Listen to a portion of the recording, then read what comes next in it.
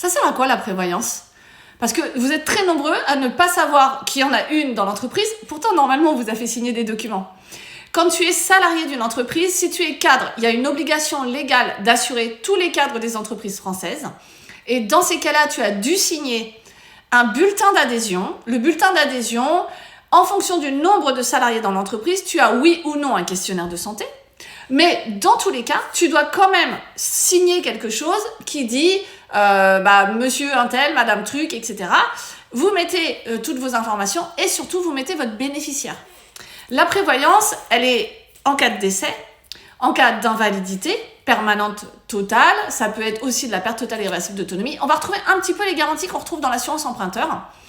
Et ensuite, vous avez des clauses en fonction des conventions nationales sous lesquelles vous êtes. Donc ça dépend de votre profession.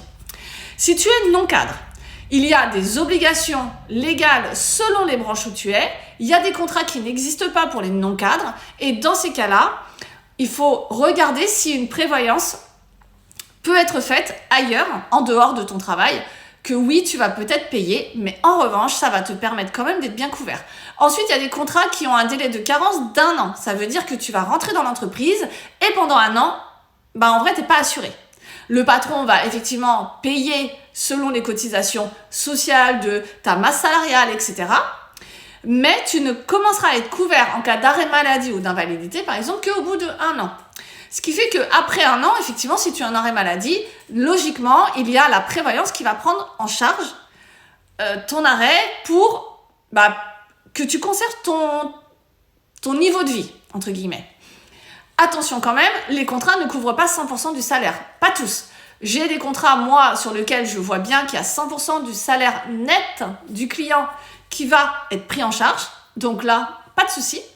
Après, il y en a où ce n'est pas suffisant. On va avoir que 65%, par exemple. Ça veut dire que si tu es en arrêt maladie, il n'y aura que 65%. Et attention, régime obligatoire compris, donc avec les indemnités journalières de la sécurité sociale, qui sera versé en cas d'arrêt maladie. Accident du travail, c'est encore autre chose. Et puis, il y a les autres. Il y a les travailleurs non salariés qui sont comme moi, qui n'ont pas de prévoyance. On n'est pas salarié, ni cadre, ni non-cadre. On n'est pas président, par exemple, de la SASU, parce que là, normalement, c'est aussi du salarial. On est travailleur non salarié, profession libérale, auto-entrepreneur. Et dans ces cas-là, attention, vous n'avez pas de prévoyance. Si tu tombes en arrêt maladie, tu n'as rien du tout. Tu vas avoir ton régime obligatoire. Et attention, parce qu'il y a des régimes obligatoires hors sécurité sociale. Si on prend la CIPAV, c'est une catastrophe.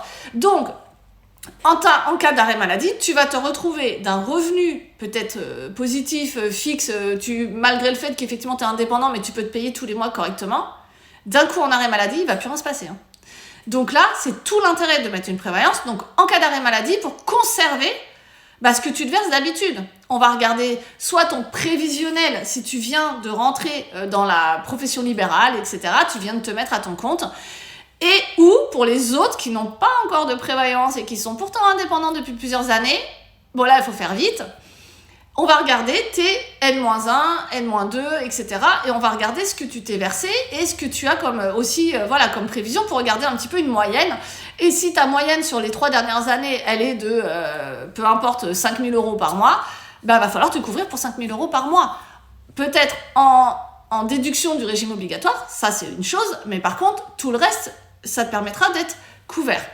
Je parle souvent de prévoyance aussi avec mes clients, c'est surtout quand ils sont en profession libérale, médicale ou paramédicale.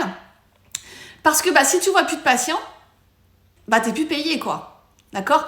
Aujourd'hui, un agent immobilier, par exemple, qui est indépendant, qui est à son compte, s'il a des signatures notaires en attente dans le mois prochain, dans 1 mois, dans 2 mois, 3 mois et peut-être à 6 mois, il y aura une perte. Certes, à un moment donné, il va peut-être y avoir un trou, mais logiquement, ça peut peut-être encore aller. Et bon, bien sûr, il faut regarder chacun au niveau de notre profession, de ce qu'il y a, qui va rentrer, etc.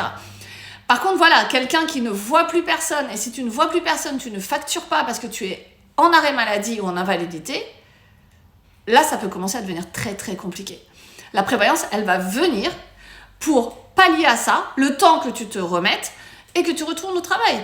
Ou si tu es en arrêt pour invalidité et que vraiment tu ne peux plus du tout travailler dans ta profession, tu auras au moins un revenu quand même. Donc la prévoyance, c'est vraiment important. Attention quand même, il y a des prévoyances qui sont faites sur lesquelles ça va être vraiment... Admettons, tu gagnes 40 000 euros par an, on va te dire, en décès, je te mets 21 000, ça suffira. Je sais pas comment on a calculé ça, mais ça, c'est faux. Hein. Donc, en prévoyant sur le décès, déjà, qu'est-ce que tu veux laisser vraiment à ta famille et à tes héritiers au cas où il se passe quelque chose? En règle générale, c'est entre 3 et 5 ans de revenus qu'il faut mettre en garantie décès. Et la garantie décès, c'est pas ce qui va te coûter le plus cher en plus. Donc, entre 3 et 5 ans, tu gagnes 40 000, et il faut que tu t'assures pour... je suis super nulle en calcul mental, désolée, vous ferez le calcul. Mais ça va peut-être être 200 000, je crois. Enfin, voilà, tu dois être assuré correctement, et on n'en parle plus. Ça permet effectivement de laisser vraiment quelque chose. La perte d'une personne aujourd'hui, je ne pourrais pas guérir ta douleur, je ne pourrais pas prendre en charge effectivement la tristesse des gens.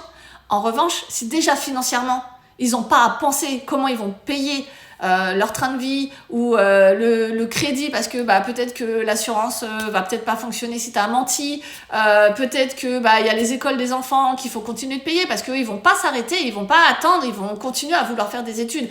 Bon, pour éviter tous ces drames, la prévoyance, ça sert à ça. Et l'arrêt maladie, l'invalidité, c'est super important. Donc ça aussi, attention au délai de carence, il y a des contrats où on te met pas les bons montants. Et en plus, on te dit que tu seras assuré dans 365 jours. La carence, c'est pendant 3 ans. Pendant 1 an, tu vas payer. Donc 365 jours, tu payes ton assurance. Mais tu commenceras à être couvert en cas d'arrêt ou en cas d'invalidité ou en cas de décès que dans 1 an. Donc attention quand même. Il y a ça, après il y a les franchises, etc. Donc vraiment, prenez conseil. N'hésitez surtout pas, nous en prévoyance, on a des partenaires qui nous accompagnent pour pouvoir trouver les meilleures garanties possibles à l'instant T. Et si médicalement c'est compliqué et qu'on a à l'instant T que du décès par exemple, ce n'est pas peut-être suffisant en cas d'arrêt de maladie, mais au moins déjà tu as ça de couvert. Et ensuite dans le temps, au fur et à mesure qu'on a un nouveau compte rendu, qu'on a quelque chose qui s'améliore, un nouveau traitement, parce qu'il ne faut pas oublier que la médecine quand même évolue pas mal, eh bien ça permettra de redemander ces garanties qu'on t'a peut-être pas accordées tout de suite. Mais vraiment, le tout c'est de mettre le pied dans la prévoyance, de dire je veux une prévoyance et il faut que je garantisse au cas où il m'arrive quelque chose pour ma famille. Et si effectivement en plus tu peux avoir tout le reste, faut vraiment pas s'en priver aujourd'hui. La prévoyance c'est super important.